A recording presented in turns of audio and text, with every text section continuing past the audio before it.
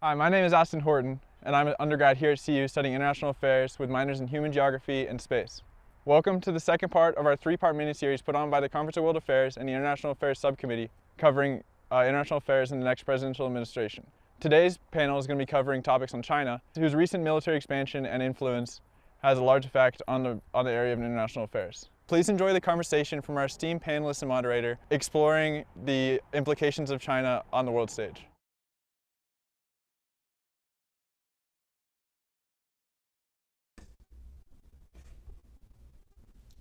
Hello.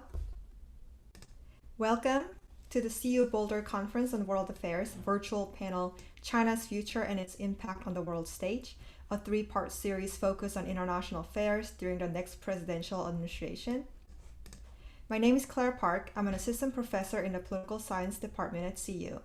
Today at CWA, we have brought together the world-renowned experts on Chinese foreign and domestic policy, and it's going to be a very interesting panel. I first want to outline the structure of today's panel. The panelists will give introductory remarks and we'll have focused discussion among the panelists. Then we'll open up to the floor for Q&A from the audience. I ask you to add your questions to the queue and we'll try to get to as many of them as possible. If you are a CU student, please note that because we want to give priority to students' questions. And for everyone else, please let us know where you're checking in from, as we would like to know where our audience is zooming in from. Now let me introduce our amazing panelists.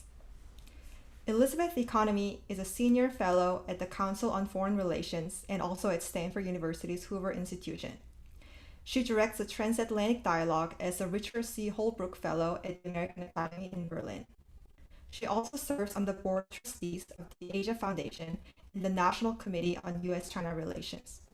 Dr. Economy has written 3 books and edited 2 volumes on Chinese domestic and foreign policy. Her most recent book, The Third Revolution, Xi Jinping and the New Chinese State, was shortlisted for the Lionel Gelber Prize. She's also the author of By All Means Necessary, How China's Resource Quest is Changing the World, with Michael Levy, and The River Runs Black, The Environmental Challenge to China's Future. This book has won many awards, including the 2005 International Convention on Asia Scholars Award for the Best Social Science Book Published on Asia. Her new book, The World According to China, will be released later this year. Moving on to our next panelist, Kevin Gallagher is a professor of global development policy at Boston University's Frederick S. Pardee School of Global Studies, where he directs the Global Development Policy Center. Dr. Gallagher is the author and co-author of 6 books, including The China Triangle, Latin America's China Boom and the Fate of the Washington Consensus, Ruling Capital, Emerging Markets and the Re-Regulation of Cross-Border Finance, and The Dragon in the Room, China and the Future of Latin American Industrialization. Dr. Gallagher serves on the UN Committee for Development Policy and co-chairs the T20 Task Force on International Financial Architecture at the G20. Last but not least, James McGregor is chairman of EPCO Worldwide's Greater China region and author of 2 highly regarded books, No Ancient Wisdom, No Followers, The Challenges of Chinese Authoritarian Capitalism, and 1 Billion Customers, Lessons from the Front Lines of Doing Business in China. Prior to joining APCO, Mr. McGregor was the founder and CEO of a China-focused consulting and research firm for hedge funds, a reporter for the Wall Street Journal, and a chief executive of Dow Jones & Company in China. Mr. McGregor is also a formal chairman of the American Chamber of Commerce in China and has long served as a leader of AmCham's U.S. government relations. He's a member of the Council on Foreign Relations, National Committee on U.S.-China Relations, the International Council of Asia Society, and a board member of the U.S.-China Education Trust. Now, the speakers will give introductory remarks on a question whether China is a threat to the U.S., in which areas the U.S. and China may be able to cooperate, and which areas they may have difficulty building consensus. What are the key areas in which the Biden administration and U.S. society can work with or towards China? Please submit your questions to me at any time during the session, either through the Zoom Q&A feature or on YouTube chat. Please join me in welcoming our panelists. Elizabeth, now you have the floor.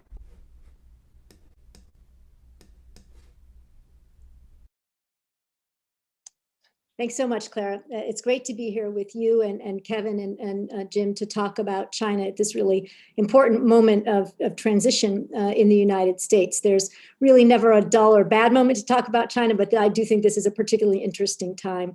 I thought what I'd do is just to take a step back and talk a little bit about how we got here in terms of US policy toward China before I talk more about the threats and the challenges that China poses. For more than 3 decades, US policy toward China was guided by this notion of engagement, right? The United States was committed to bringing China into the international system of organizations and agreements with the idea that China would then become a pillar of the current rules-based order. And along the way, the US believed as China's economy developed, it would begin the process of reform both economically and politically, so that eventually, in addition to being a pillar of the liberal international order, it would look a little bit more like the United States, like a market democracy. But it takes 2 to tango. And while some Chinese officials were interested in moving in this direction, many were not. I think the 2008 global financial crisis marked an important inflection point. Many Chinese officials began to question the resilience of the US model. They started talking about moving away from the dollar as the world's reserve currency. They began thinking that they had always realized or had always known that China would eventually surpass the United States, but perhaps it was happening a little bit more quickly than they had anticipated. But it really was the advent of Xi Jinping in 2012 that I would argue set China on a fundamentally different trajectory of development, and one that was not aligned with the basic premise of engagement. Xi talked about the great rejuvenation of the Chinese nation, and certainly he wasn't the first Chinese leader to do that. Every leader since Deng Xiaoping has talked about the rejuvenation of China. But the way that translated in terms of Chinese policy was unique to Xi Jinping, because what he developed was a China that was much more repressive and authoritarian at home and much more ambitious and expansive abroad.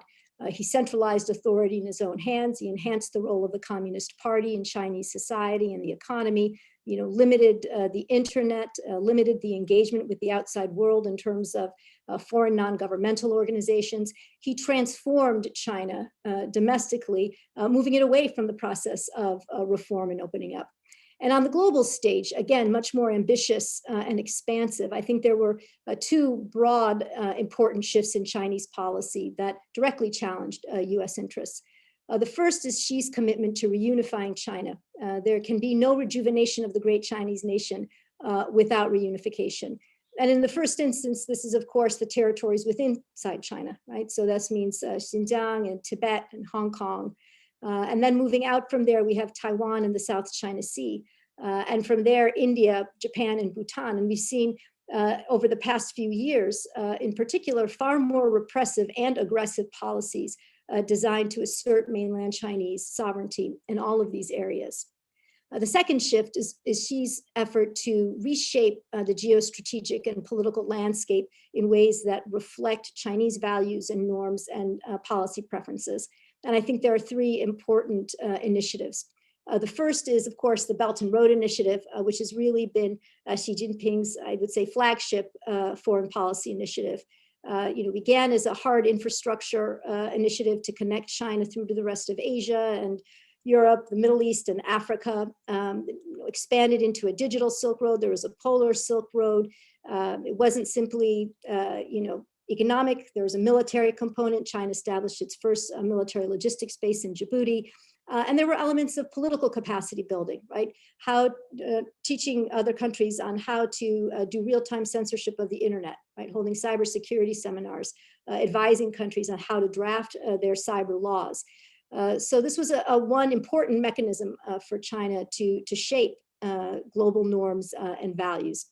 The second was, I would say, more coercive in nature. So forcing or coercing, using the power of China's economy, the leverage of its economy, to coerce actors, both countries, for example, the Philippines with regard to the South China Sea, or South Korea with regard to the THAAD missile defense system, trying to coerce other actors into aligning their policy choices with those of China. Certainly we've seen that in the United States with regard to multinationals, hotel chains, the NBA, forcing these economic entities to refer to Taiwan or to Hong Kong in ways that align with China's preferences. And finally, China has a very aggressive effort underway to what Xi Jinping terms lead in the reform of the global governance system. And this is, through the system in the United Nations and other international governmental organizations, again, to reshape norms and values in ways that align with Chinese interests. So especially in areas like human rights and internet governance and development finance, China attempts to, bring its programs, its policies, and its initiatives into the United Nations to gain acceptance more broadly. Through this process, it is attempting to transform the liberal international order. So when the Trump administration came into power, it reassessed China, right? And it really reset the US-China relationship. It labeled China a revisionist power, right? A revisionist power is one that is bent on overturning or undermining the current rules-based order, and a strategic competitor. It moved from engaging China to, I would say, a policy more appropriately termed compete, counter, and contain. And across the board, really in many multiple domains, whether we're talking about the Belt and Road Initiative or Huawei or Taiwan or Xinjiang or the United Nations, the Trump administration adopted a very confrontational approach. And I think what makes it interesting is that it wasn't that the United States wanted to lead. We saw President Trump, for example, withdraw the United States from the Paris Climate Accord, from the World Health Organization, from the Human Rights Council. It wasn't interested in bolstering the current rules-based order. But what it didn't want is for China to lead, right? It didn't want China to reshape the international order. So what you had in the end was one great power that is bent on transforming the geostrategic landscape, matching up against an equally great power that is committed to that not happening. So what might change with the Biden administration? And I'm just going to tick off a couple of issues and not go into much depth, but I think we can talk more about this over the course of our conversation. I think the Biden administration, by and large, shares the Trump administration's threat perception of China, the notion of the types of challenges that China poses to the United States. I don't see that there is much difference when I look across the people who are in charge of Asia policy in the Biden administration between their perspectives and those in the Trump administration, again, just in terms of how they perceive the challenge. How they're going to respond to that challenge, I think, may be different. First, of course, the Biden administration has already indicated that it is going to step up on the global stage to reassert US leadership in international institutions. This both is important because it signals to China that the United States is back, that the vacuum that the Trump administration had left is no longer open to be filled by an aspirational China who has tried to fill that vacuum. I would argue it hasn't succeeded. But now that the Biden administration is back, it also is important because these are areas that were traditionally open to cooperation between the United States and China. So on climate change or on global health, public health issues. So the fact that the Biden administration is interested in these issues, is committed to them, does open up new possibilities for cooperation. Second, the focus on allies. The Biden administration has made clear that its priority is going to be on partnership with our traditional allies in Europe and Asia.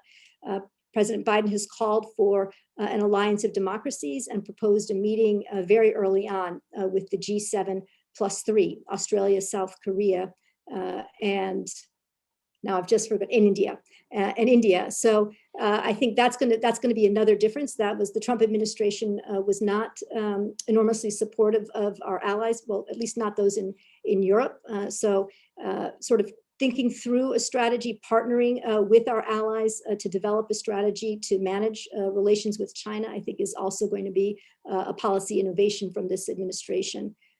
Third, I would suggest that they are going to be thinking about developing an economic pillar of our diplomacy in Asia. So It's often said that the US is the security partner of choice, while China is the economic partner of choice.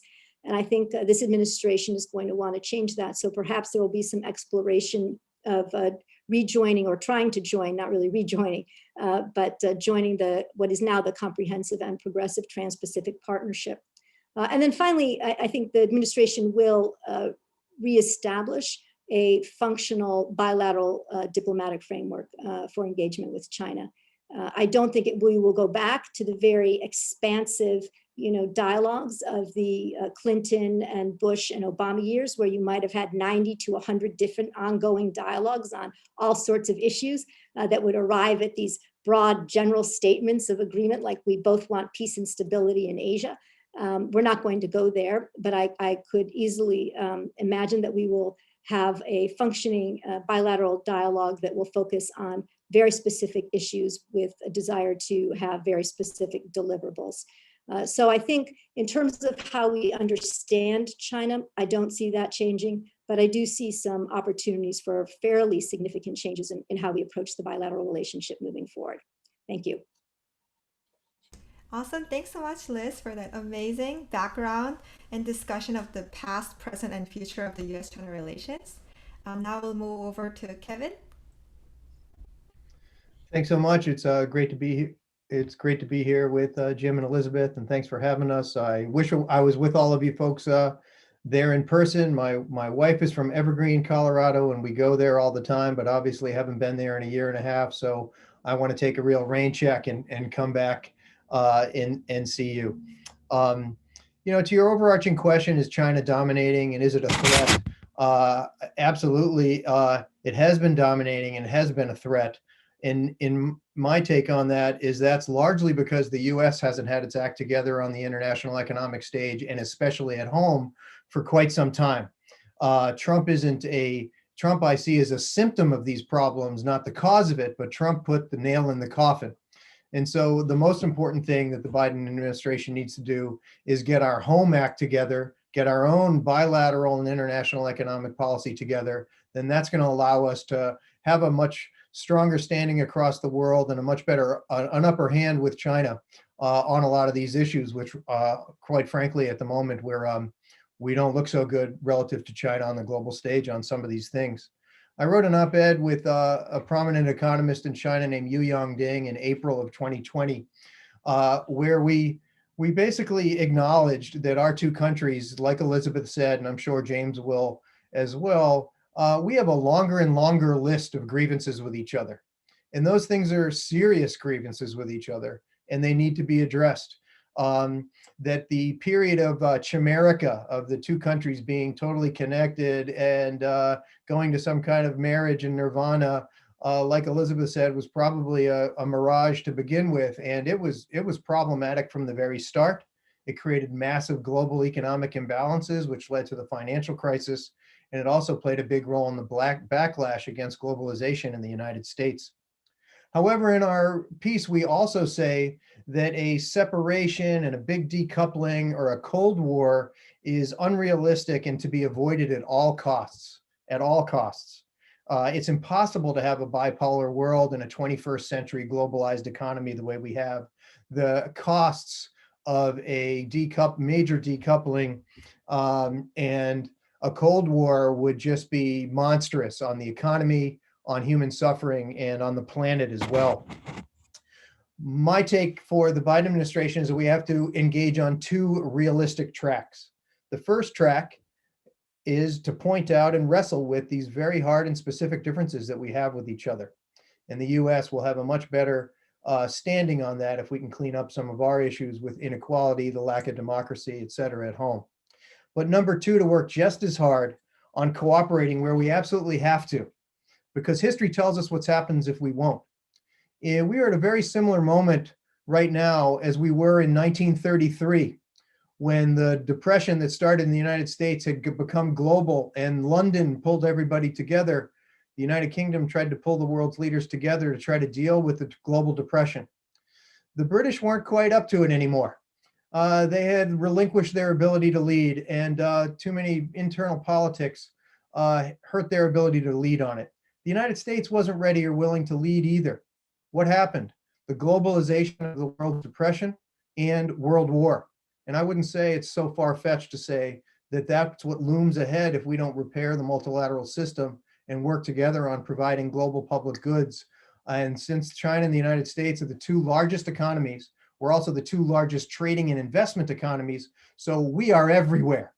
And so we all have a vested, both the United States and China have an incredible stake in the well-being of the world economy, in the stabilization of the world's climate, and in the ability to anticipate, prevent, and mitigate things like the crisis of COVID-19 that we're in right now. Now, we have a forum for this. We have a bunch of multilateral institutions to deal with these kinds of things. The United States got it right in 1944. In just 3 weeks in New Hampshire, we created the International Monetary Fund. We created the World Bank. We created what the antecedents of the World Trade Organization.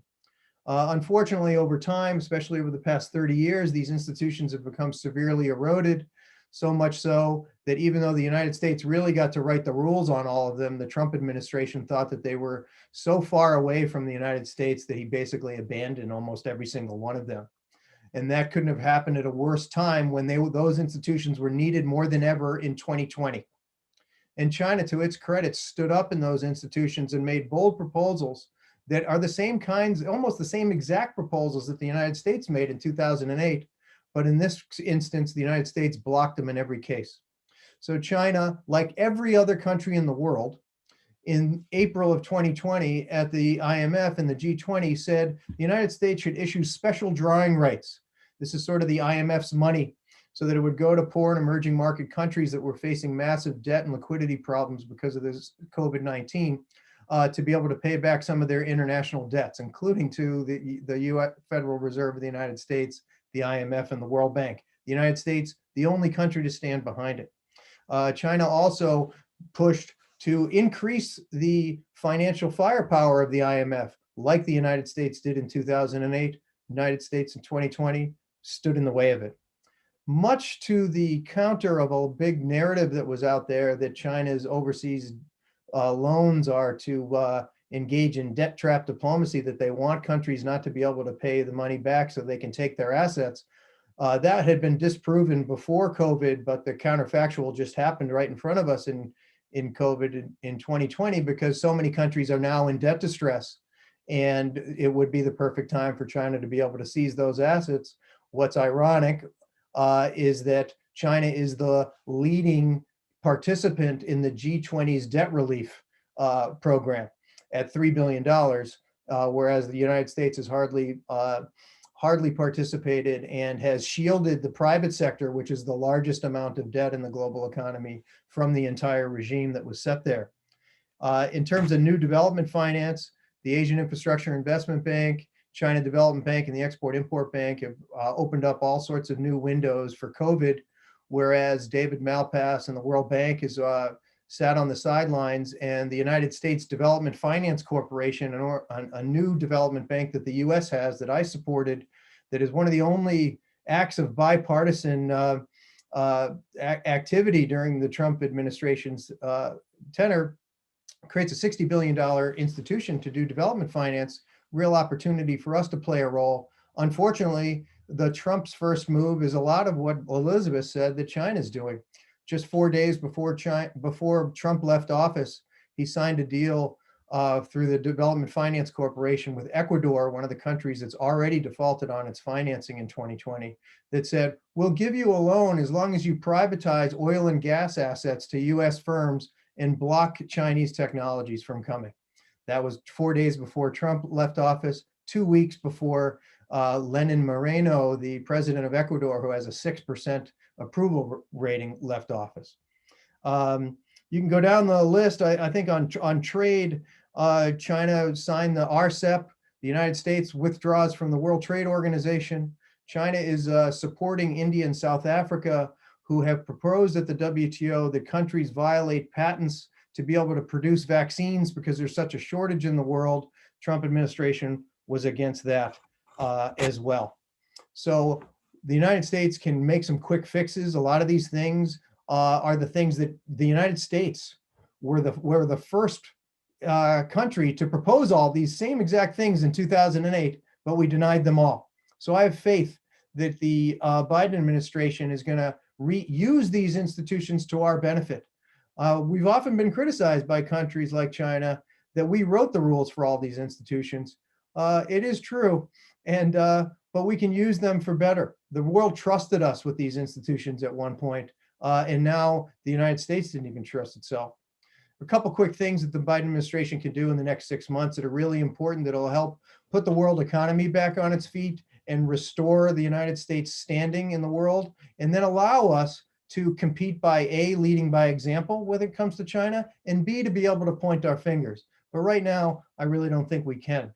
Number one is to go into these emergency G20 meetings that are happening in the next couple months, and like we did in 2008, agree to a new allocation of special drawing rights through the G20 and the IMF that will allow many of the poor emerging market and developing countries to pay their debts back around the world and have the fiscal space to attack the virus, protect the vulnerable, and mount a green recovery. Number two, the United States should get more behind and issue an executive order for the private sector to engage in the debt relief effort. So then the United States can say, hey, the US is playing a role with SDRs, the US is pulling in the private sector, and if China goes off the path, which right now is the best path on debt relief, and decides not to go further, we can point fingers and say, we have all this corralled. I should say for the facts that basically all of the global debt that's looming in the world economy, a third of it is due to international financial institutions like the World Bank and the IMF. A third of it is due to private bondholders, mostly with contracts in New York and in London. And a third of it are bilateral creditors. And the biggest bilateral creditor is China. And no country, none of those three actors want to act unless the other one does. Why should you give Ecuador debt relief if they're going to turn around and give the money to China? Why should the Chinese give the Ecuador debt relief if Ecuador is going to have to turn around and give the money to private bondholders in New York? So this is a global coordination problem that the G20 was built for, that institutions like the IMF was built for, with the US as a hegemon on it, that we used to be the lead in trying to align these kinds of incentives to be able to create these public goods. We've been blocking all that stuff for the past couple of years. In addition, the United States should support what's called the TRIPS waiver at the WTO. Obviously, we have to join the WTO again or reinvigorate our relationship with it. We didn't actually really leave. And there's a proposal by India and South Africa to basically do what Biden just did a couple days ago. We have put together an executive order for the Defense Authorization Act because we can't meet our own production needs for the vaccine here at home. That would be illegal under the World Trade Organization's intellectual property rules. And so India and South Africa have petitioned to let that happen. Trump administration was totally against it. Biden obviously wants to do it with the Defense Authorization Act. A great act would be to allow other countries to do that. We already know that poor countries aren't going to get the vaccine until 2022. Most important thing for the Biden administration is to pass the Biden economic plan. The Biden economic plan in infrastructure, shifting the United States economy to clean energy and clean jobs, which Moody's said would upgrade is an incredible plan that would help address our standing or help put our economy back on track. It would be the kind of economy that we can then say that we should see around the world, and it would help deal with some of our grave inequities here that if we don't clean up, one, we're not going to be able to have so much focus on the rest of the world, and two, we're not going to have so standing. So these are no small tasks, but the future of the world is really at stake, and the future of the leadership of the world, and it's really important. Thanks so much. Thanks, Kevin, so much for the international perspective and also the COVID-related issues that are tangible right now. So we'll move over to Jim next. Well, I'll open up by saying that Liz and Kevin are pretty hard acts to follow. These guys really know what they're talking about. I'm going to step back a bit and talk about what Joe Biden finds on his desk in relation to China and trade when he sits down in the Oval Office and looks up towards China. And I think that, look, he's got basically a blacklisting of China's leading telecom maker, leading chip maker, leading drone maker, 400 other companies that are being sanctioned for involvement in Hong Kong or Xinjiang or the South China Sea. He's also got 370 billion in tariffs on products coming out of China. And he's also facing a real interesting situation on trade. When he left office as vice president 4 years ago, what the Obama administration had been doing, they'd been doing two major trade initiatives. One was the Trans-Pacific Partnership, the TPP, which had 12 nations, including the United States, negotiating for many years. These countries fighting within their own bureaucracies on whether they wanted to make concessions or not. And finally, it was agreed to and signed. And as I said, it was 40% of global GDP, and China was not part of it. And it had modern trade rules. The problem with the WTO is the trade rules are still pretty much out of the General Agreement on Tariffs and Trade, GATT, well before global supply chains, cross-border investment, and intellectual property, and all of these modern things. So the language in TPP was aimed at modernizing trade language that could then be ported into the WTO and to other things.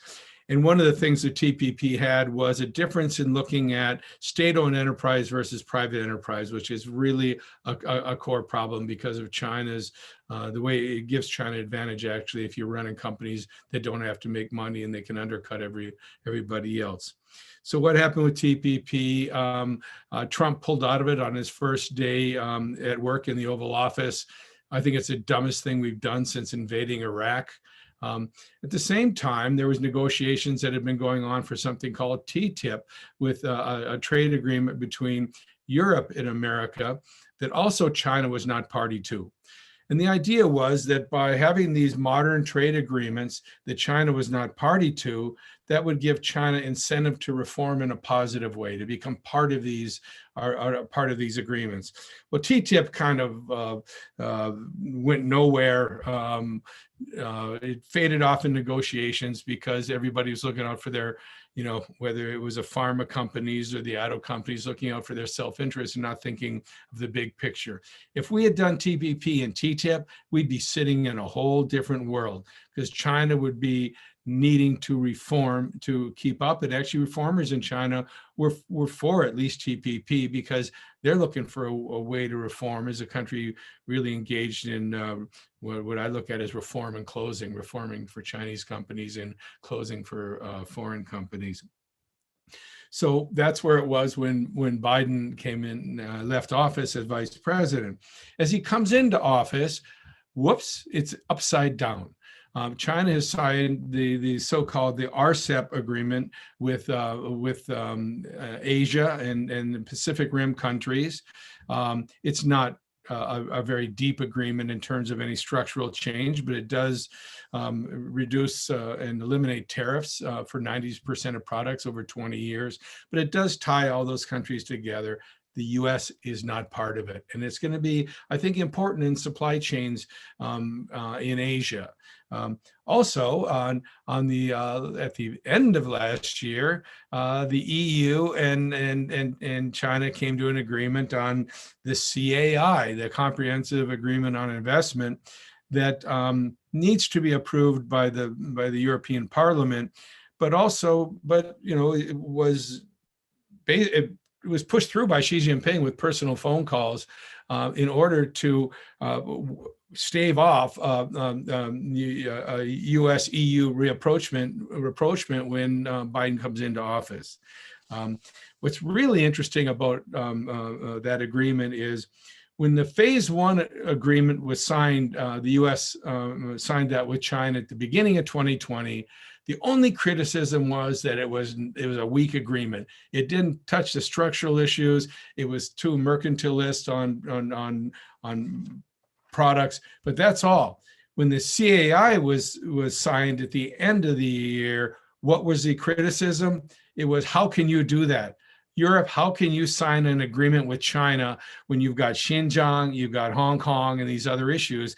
Public opinion on China had just really hit the over that year, had really sunk, despite what Trump was doing. My own personal opinion as a layman who's been involved in trade policy as a businessman, I've been in China 30 years, is that what Biden should do going forward is just hold on to all that stuff and study it and figure out where your leverage is. Don't do anything quickly, and also don't you don't need to engage China. China's trying to get Yang Jiechi, the head of their foreign affairs, out of the party to come over. No, we don't need to negotiate against ourselves. Let's just sit and wait and sort things out and take our time. At the same time, when you do get negotiations, go after part of the phase one agreement was 200 billion in increased purchases by China over 2017. Well, Biden's trade policy is about jobs at home. It's not about helping Goldman Sachs or Pfizer, with market access in China, because those actually don't offer any jobs at home. He's about jobs at home. So why not take that 200 billion and rejigger it in negotiations with China to be actually buying products that are manufactured in America and create jobs for Americans, and including agriculture, of course. Where did all this come from? I watched the business community lose faith in China over a number of years, probably the last, from probably 2014, 15 or so. What happened? Well, as I said a bit earlier, Deng Xiaoping had reform and opening. We started seeing reform and closing. If China could do something a foreign company was doing, then all of a sudden that foreign company was finding that it had a less opportunity in China. 2006, we have Indigenous Innovation that talks about re-innovation, co-innovation, mastering the technology of your foreign partner, and then going and beating them globally. The great thing about Chinese planners is they put it all in black and white and put it right in front of you. Well, that woke up the foreign manufacturing and tech community. They raised hell about it. So then China went back to the drawing board and said, whoops, okay, let's think about this. They came up with strategic emerging industries. Let's go for all the industries of the future that aren't really owned by everybody yet. They're not nailed down, and we're not so threatening. Which was probably a bit of a better idea, but it still was not. It was state money going into state research labs, into state enterprise, and it became a game of how do we get money out of the government. It wasn't effective by any means. What's more threatening is then Xi Jinping comes in, he does Made in China 2025 in about 2015. And that's a smarter, because they said, why should we steal the world's technology or force tech transfer? Let's just go buy their companies. And China went on a buying spree, especially in Germany, where a lot of the tech companies and high-end manufacturing were owned by families. They weren't part of a conglomerate. And also it takes into account venture capital and Chinese private entrepreneurs and protecting them. So that really, all of those things got the business community going to Washington. And I was part of, the AmCham, in the 90s and in the 2000s saying, let's be reasonable. China's on a good trajectory. But, mid 2000s, we flipped on that because of where China was headed. The business community started going to saying, hey, look, you got to do something about this. But they were their own worst enemy, because they would business community, a company would go to Treasury or Commerce or USTR and say, I just had this technology stolen from me. It was hacked or it was stolen. I'm really unhappy about it. And the government would say, what should we do? And they say, don't do anything. You'll mess up my China market share. And there was a real, the business community itself was preventing a push by the government. Well, that ended. And if Hillary had gotten elected, she would have pushed back also. Trump, in his own shambolic way, changed the conversation on China globally. And now it's up to Biden to make that a rational conversation and to work with allies, as my colleagues on this podcast had talked about. So let's talk a second about Biden and China. Biden, has been engaged with China for, he was on the first Senate delegation that went to China, congressional delegation that went to China after opening. He's had a lot of back and forth with China over the years. He spent more time with Xi Jinping than any other American official, because when they were both vice presidents, they traveled together in China and in the US. And he said a lot of nice things about Xi in those days, which came back to haunt him in campaign commercials this time, attack commercials. So that led to him talking about calling Xi a thug, and I think he actually did change his mind that we had to be much tougher with China. So where do we go from here? Yesterday, I read the transcripts, actually, of the Biden cabinet officials and their Senate confirmation hearings. That's what you do when you're sitting up here in the woods of northern Minnesota. You got some time to read that stuff. And they're all in lockstep that China's our biggest threat and our biggest challenge, and we've got to have an all-of-government reaction and working with our allies. And that's a good thing. And one bright spot I look at, and there's one bipartisan issue in Washington, and that's that China's a bad guy. Democrats and Republicans, it's the only thing they agree on across Washington. In fact, if you say something positive about China and Washington, you're going to be pilloried these days. I'm not saying that's the right thing to do, but it's very negative. But you've got Marco Rubio, Tom Cotton, Cornyn, all these conservative Republicans who have put these bills forth on putting enormous amounts of U.S. money into science and technology education, into government-funded R&D, into basically competing with China. I mean, Schumer's got a bill called the Endless Frontiers Act that could be called a Made in America 2025.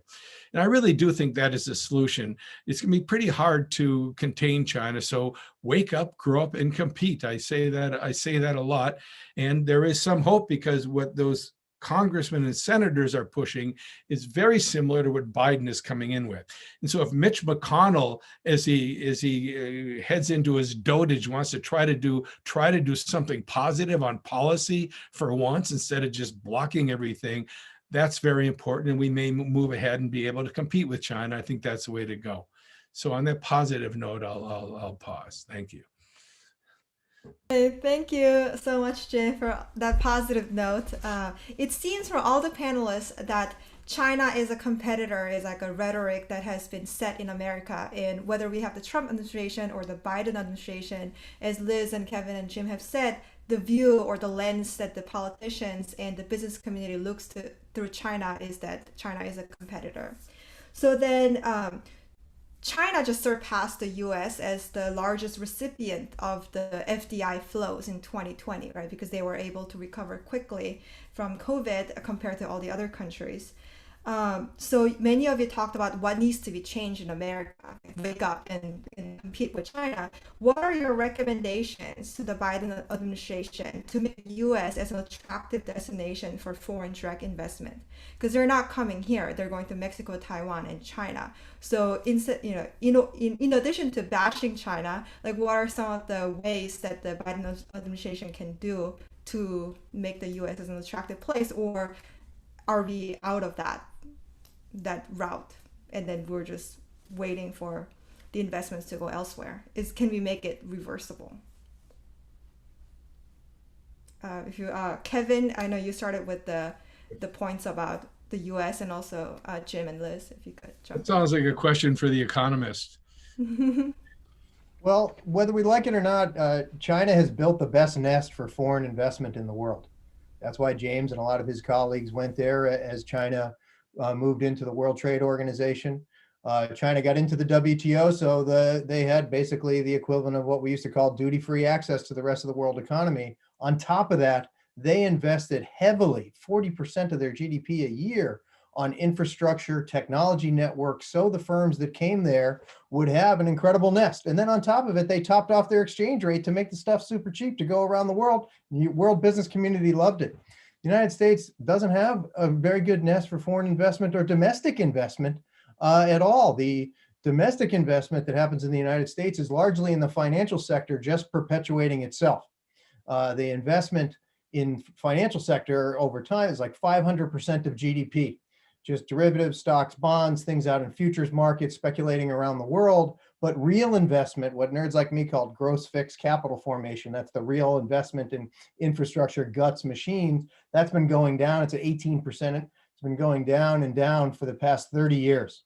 And so that's why I said in my comments that an infrastructure-led, clean energy-led, jobs-led investment policy puts together a 21st century nest of hard infrastructure, soft infrastructure in terms of technology, logistics, healthcare, environmental regulation, the kinds of things that you can build a society on. And we've just been pillaging the public and the things that the private sector doesn't go into, almost by its nature, right? They're not going to get the returns of high-speed rail. They're not going to get the returns of really sophisticated ports. In as much as they would in investing in their own stuff. And so we need to do a lot of public investment. It's been completely pilfered over the past 40 years in our country, with the nail in the coffin on that one being the huge tax cut that the Trump administration put in. So we've got to build a nest here.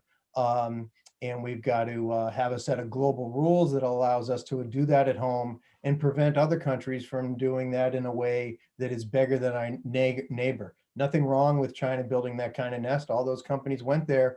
U.S. economy, remember, when our economies grow, when our companies do well overseas, that helps our own GDP. If it wasn't for the good performance of a lot of our companies around the world, our economy would look even worse than it has over the past 30 years.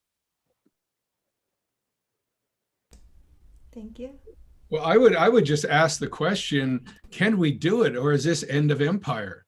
If you look at the history of the American economy, we used to be like China. I mean, when the Erie Canal was built, the budget for the Erie Canal was larger than the American national budget, annual budget. We had all these immigrants coming off the docks in New York, and a couple million a year going inland, and we're putting all this money into infrastructure and, the Tennessee Valley Authority, the National Highway System. We were doing what China was doing. But have we been fat and happy and rich too long, to make any sacrifices to be able to do this? And we're stuck in this this media swill of criminal enterprises like Fox News that are tearing the country apart. I'm being purposely very negative because I want to ask this question: can we do this or not? Yeah, I mean, perhaps I'm not quite as negative as Kevin and Jim. I think the fact that China surpasses the United States for 1 year in FDI during, in a year that is COVID pandemic, which we have clearly managed extremely poorly, I think is not necessarily indicative of the next 5 years. And there's a reason that many countries, including China, used to, and up until very recently, invest in the United States. And I think, aside from hard infrastructure, there are other things that countries are interested in investing in, like innovation, where the United States is still a global leader. So I'm not quite ready to hang up our hat and pass the torch and claim the end of the empire. I think we need to, think more broadly about what the United States has to offer, because I think it goes beyond just hard infrastructure.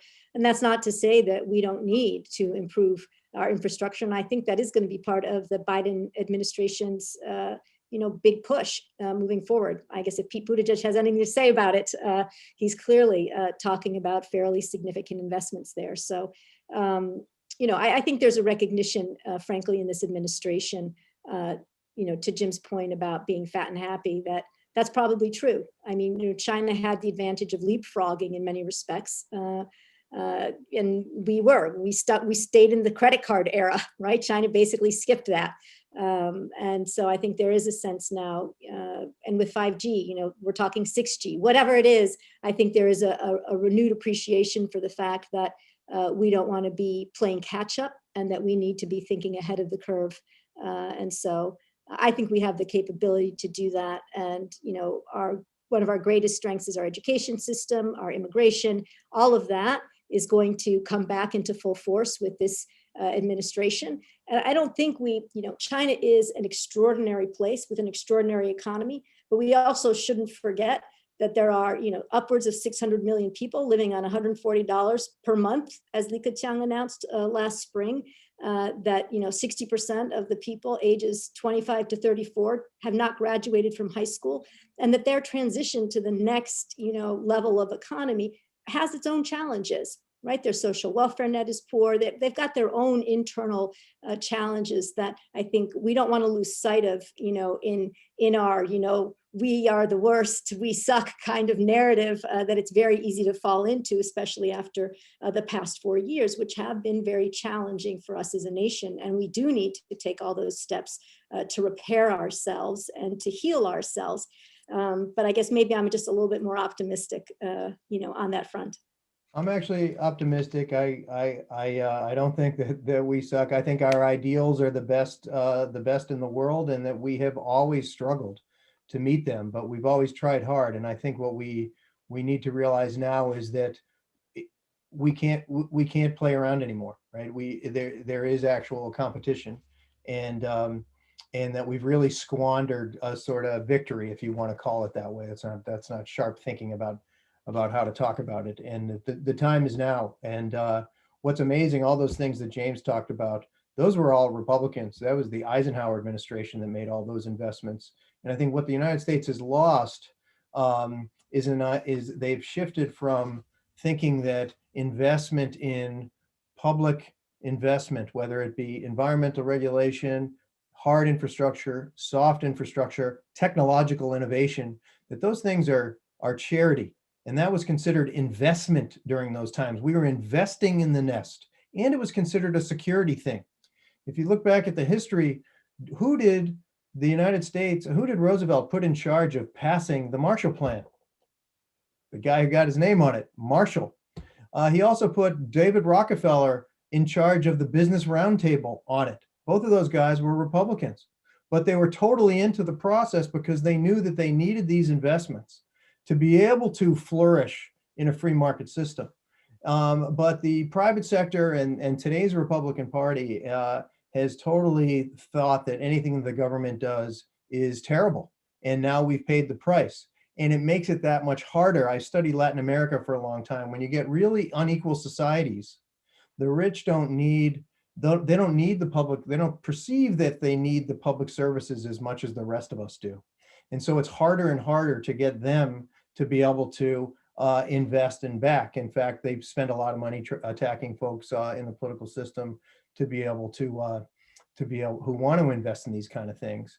But I am optimistic. I think I hope that 2020 was a year when we realized how bad it can get, and that it can get bad for everybody when an external shock really strikes your economy.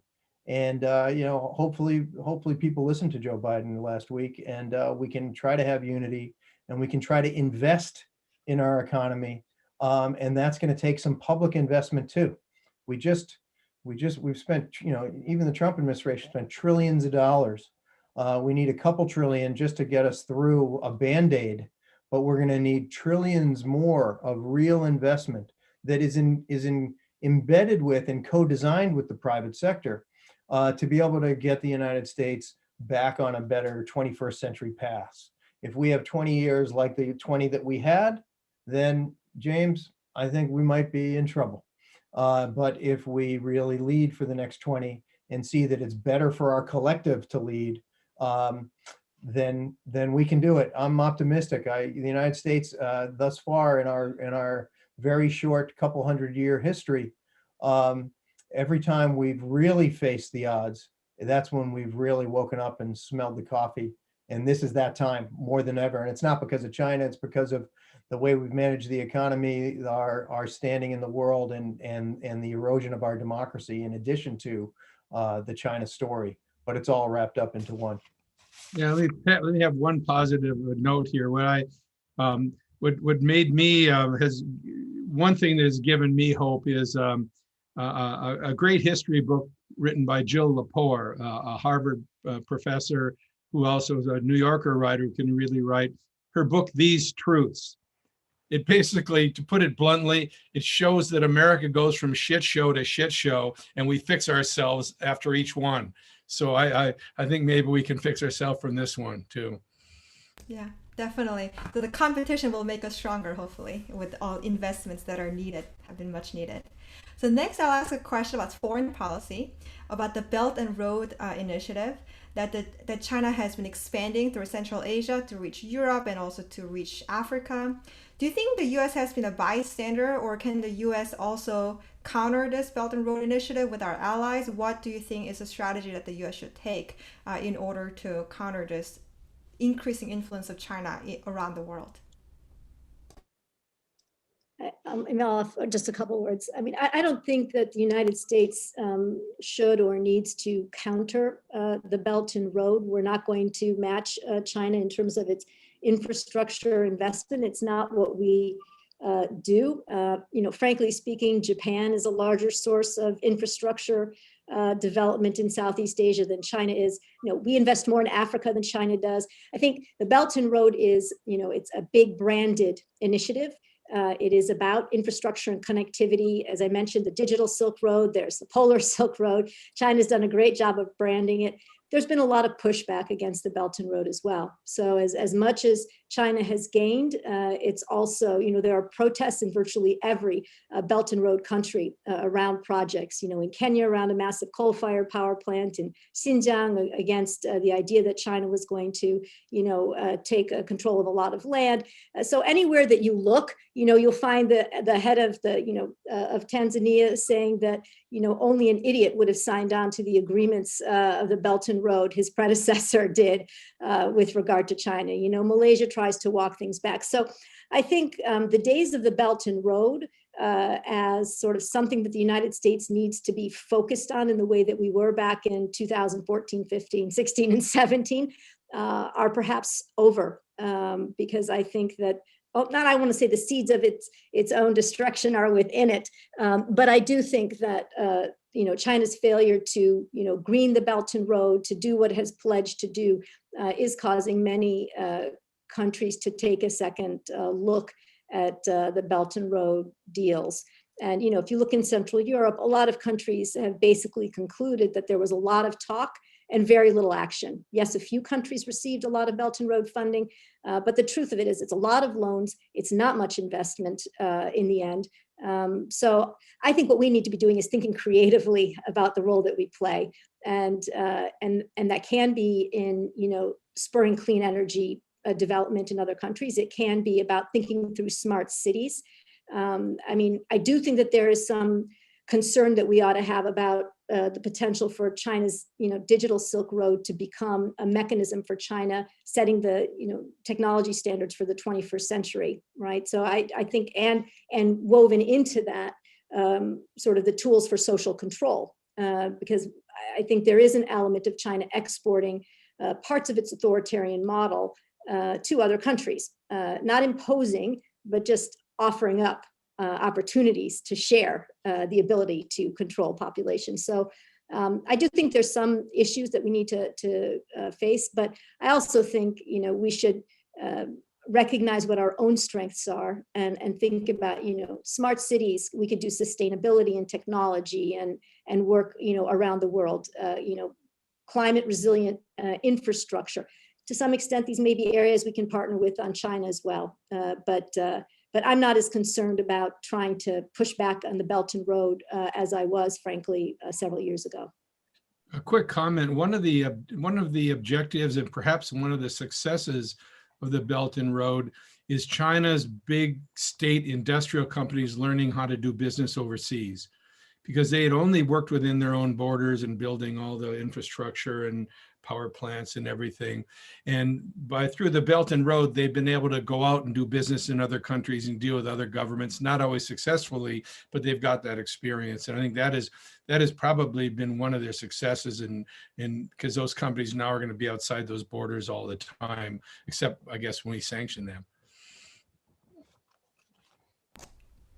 Yeah, I think the world needs a Belt Road Initiative, but it needs a Belt Road 2.0.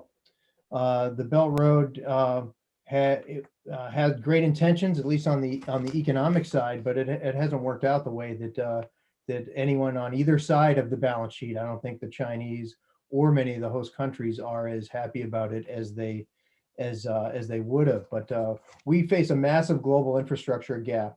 I did a study with the Brookings Institution that I'll put in the chat that says that we're falling short about 2.2% of GDP annually in between now in 2030, and Asia has some of the largest infrastructure gaps. So investment in infrastructure, just on the face of it, is super important and needed. And since China did so much infrastructure at home, it has a bit of a cutting edge to be able to do it. The World Bank, I encourage everyone to look at a study called Belt Road Economics that the World Bank did. And it's interestingly the same team that also looked at the benefits of the TPP. And they estimate that the economic benefits to members of the Belt Road Initiative from infrastructure would raise GDP by 3.4% and actually help the world GDP by 2.9%, because the increased interconnectivity, since infrastructure is a public good, means American companies can get their goods to market quicker as well. Same group years earlier did the same modeling approach to the TPP and found the members are only going to be boosted by 1.1%, and the benefits to the rest of the world are 0.4. So it has the potential, but the reality hasn't been there. Some of this infrastructure is 20th century infrastructure. As Elizabeth said, we have a database on our webpage. I encourage folks to look at it, a family of databases about the Belt Road Initiative, because the Chinese are not very transparent about any of this activity. So there's a whole industry of us out there in the academic community trying to make sense of it so we can have fact-based conversations like this. The good news is that China has, in between 2008 and 2019, has provided $452 billion worth of financing to governments around the world. That's the same amount as the World Bank.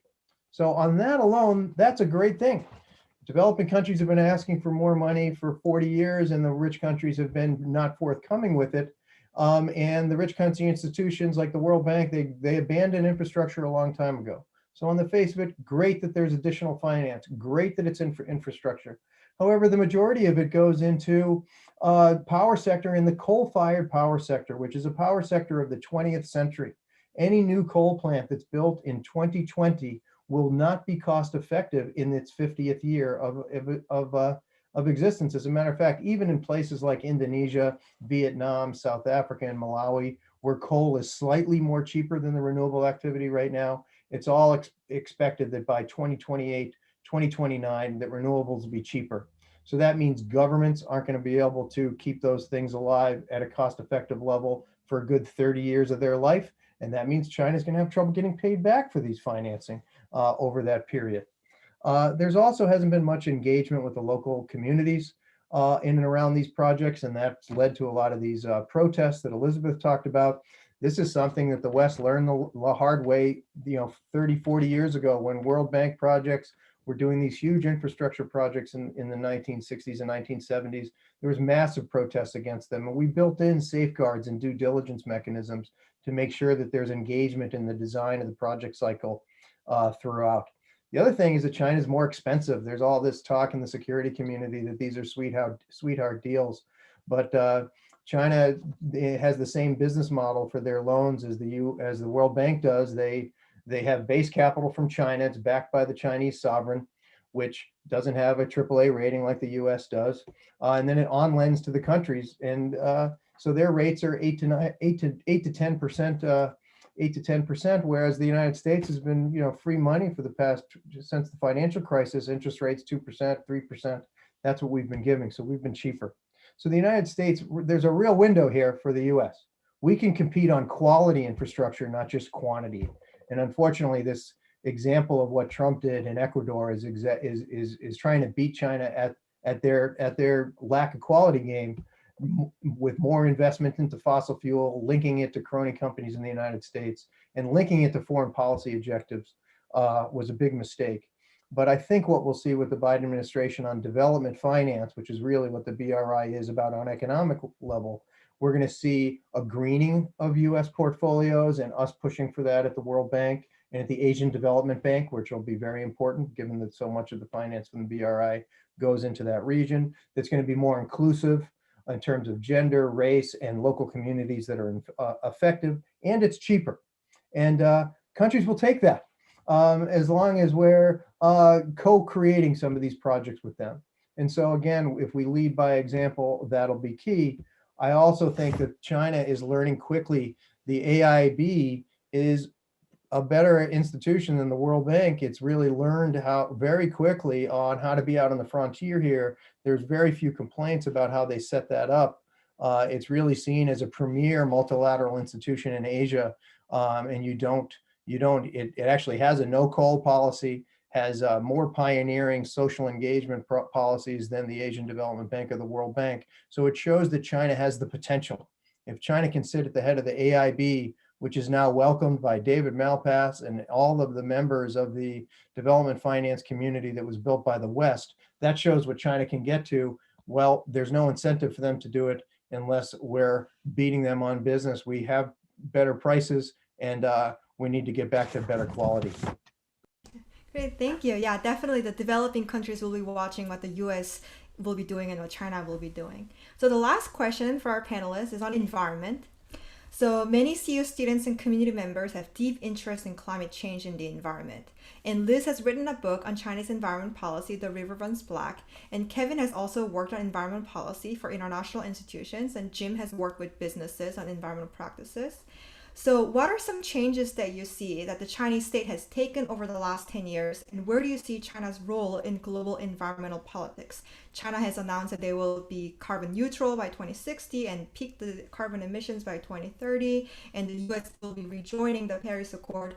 So where do you see China's role in global environmental politics? How will the US-China relationship look like in terms of issues of global climate change? Can they cooperate and will they be competing? What do you see? I'm just going to say one word. My only real experience in the environment in China is living in it for 30 years. So I'm more of a recipient than I am an expert. I'd defer to my colleagues.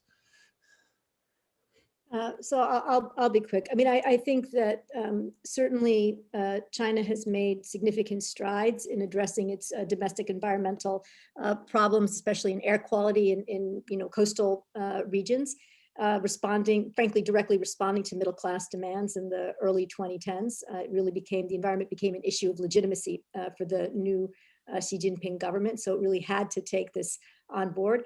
I think, the record of China is mixed. So the minute the United States pulled out of the Paris Climate Accord, Chinese CO2 emissions started to climb, as they have over the past every year since, including during COVID. So, which is extraordinary. On the other hand, China invests more in renewables than any other country at this point in time. It is a leading force in solar and wind. At the same time, it's increasing its domestic solar and wind, and it's increasing its new coal-fired capacity. The same is true on the Belt and Road. It's increasing the deployment of renewables, and it is continuing to, support, as we've already discussed, 150 or however many coal-fired power plants globally. Xi Jinping's, carbon neutral pledge by 2060, I think is terrific. I think it's one of the few pledges where he's clearly not going to be alive to have to see it through. So I'd like to see him make a carbon neutral pledge by, 2049, which is sort of the end target date for most everything else that he wants to get done. It's all good. I'm someone who, as you said, wrote a book on China's environment. I look to see not simply what they say, but what they actually do on the ground. So when I see them taking those steps, in terms of changing the financing for saying to the China Development Bank and the Export-Import Bank, so no more financing of coal-fired power plants for the Belt and Road, really, cracking down and doing what they say they're going to do. That's when I'll be optimistic about the role that they're going to play.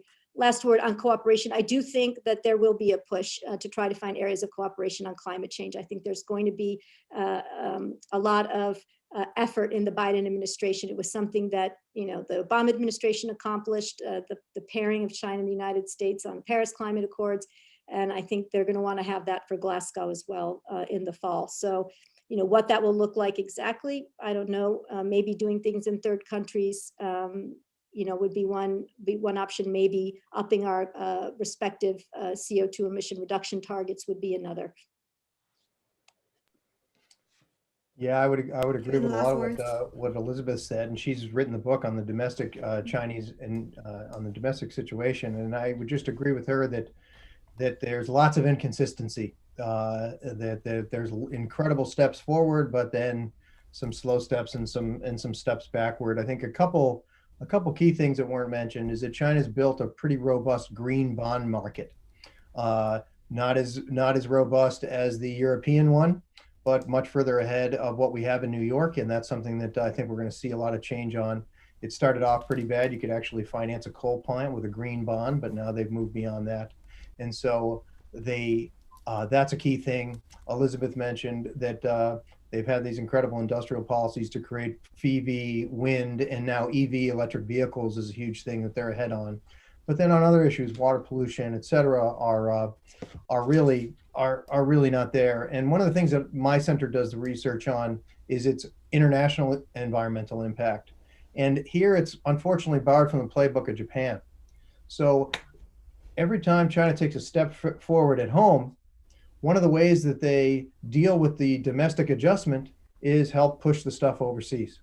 So they had a coal cap at home, and they have this pressure from the middle class, as Elizabeth said, to deal with air pollution. So they've been trying hard, although they've made some mistakes of decentralizing it to locals, but they were trying hard to get rid of coal on the mainland. But then the Belt Road and international policy became a backdoor for it. It's exactly what Japan still does with its international development finance institutions, and did across a whole host of industries that saw overcapacity or political resistance at home that are very strongly politically connected to the state. The BRI is a state-led initiative, and so a way to keep your GDP up, to keep your elite networks intact, but to also clean up your act at home is to help the companies and the firms and the sectors that are no longer as so desirable, especially on the environmental front, to move abroad.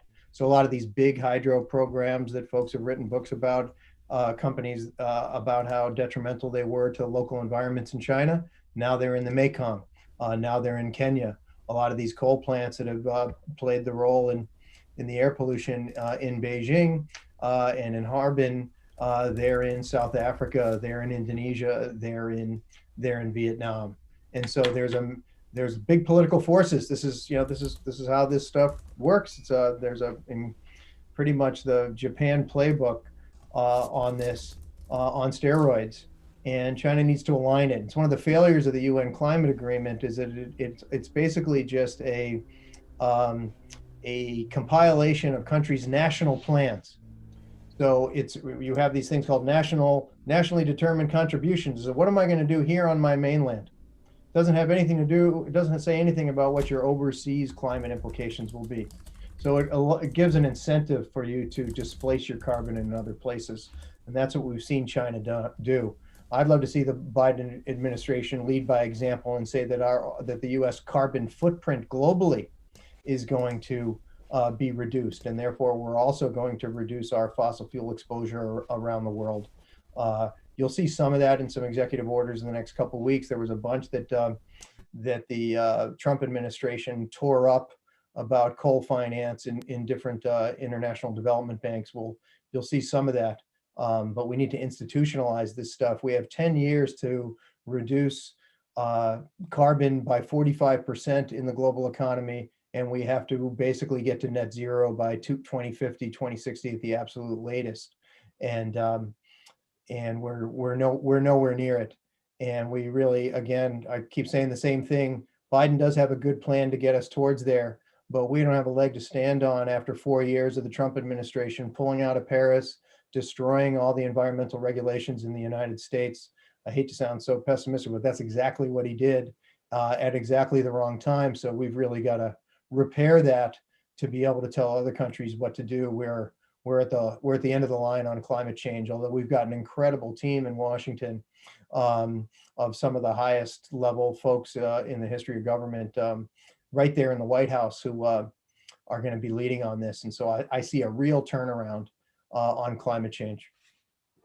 Wow. I would just add one thing about the cleanup. Let's remember how thoroughly China trashed itself. I've never seen a clean ounce of water in China that's not in a plastic bottle. I mean, the rivers, the streams, every body of water there is thoroughly fetid. The land, the heavy metals and pollution in the soil from where these factories were.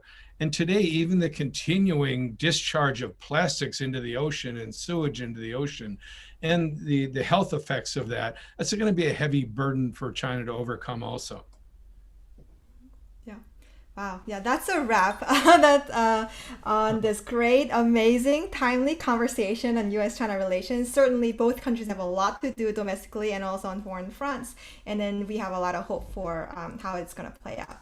So I thank the panelists for their valuable perspectives and volunteering their time to be with us today, and for the audience for their thoughtful questions and enthusiasm. Thank you for joining us today. If you would like to support our panelists and learn more about their work, you can find their books, podcasts, and social media accounts linked on the CWA website. As you know, preparations are already underway for CWA 2021, and the CWA relies on the generosity of people like you to make this event possible. Please consider making a gift to the CWA, which can be done on the CWA website, www.colorado.edu/CWA. And if you enjoyed the panel today, there are 2 others in the series. Monday's panel on climate change is available to view on the CWA YouTube page. And Friday at 9 a.m., you can join us for a panel on foreign policy, U.S. friend or foe. Thank you, and have a great rest of your day.